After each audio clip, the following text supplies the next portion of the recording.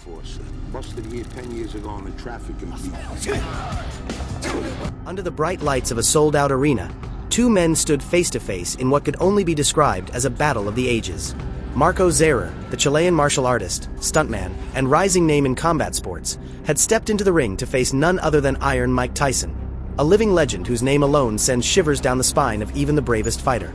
It was a match that no one saw coming, but everyone wanted to witness. The stakes were high, the tension was palpable, and the anticipation was electric. The fight was more than just a clash of skills. It was a confrontation between two generations of warriors with vastly different styles and experiences.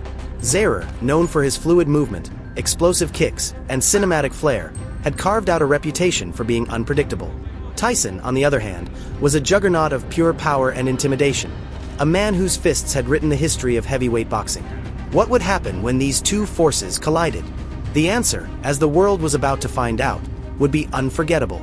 Marko Zaror entered the fight as the underdog, but with a toolkit that made him a dangerous opponent. Standing at 6 feet 3 inches, Zera had the advantage of height and reach.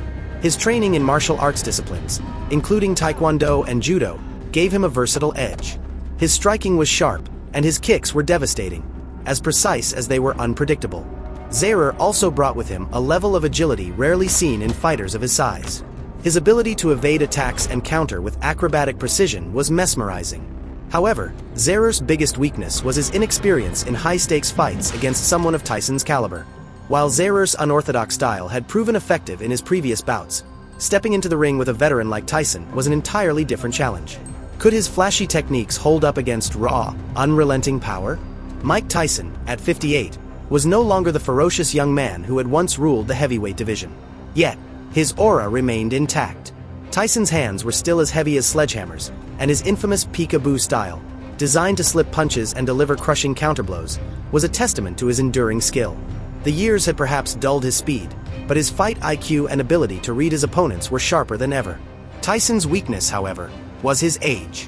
While his power was still a force to be reckoned with, his endurance and mobility had noticeably declined. He was up against a much younger, more agile opponent. Could Tyson's experience and grit overcome the physical limitations of his years? The opening bell rang, and the arena erupted. Zera circled cautiously, testing the waters with a series of probing kicks. Tyson, crouched low in his signature stance, stalked forward like a predator. The first few exchanges were a chess match, with Zera's speed and reach keeping Tyson at bay. Zera's spinning back kicks and quick jabs were a sight to behold, but Tyson remained unfazed, absorbing the strikes and waiting for his moment. By the second round, the pace had shifted. Tyson closed the distance with terrifying speed for his age, cutting off the ring and forcing Zera into close quarters. This was Tyson's territory.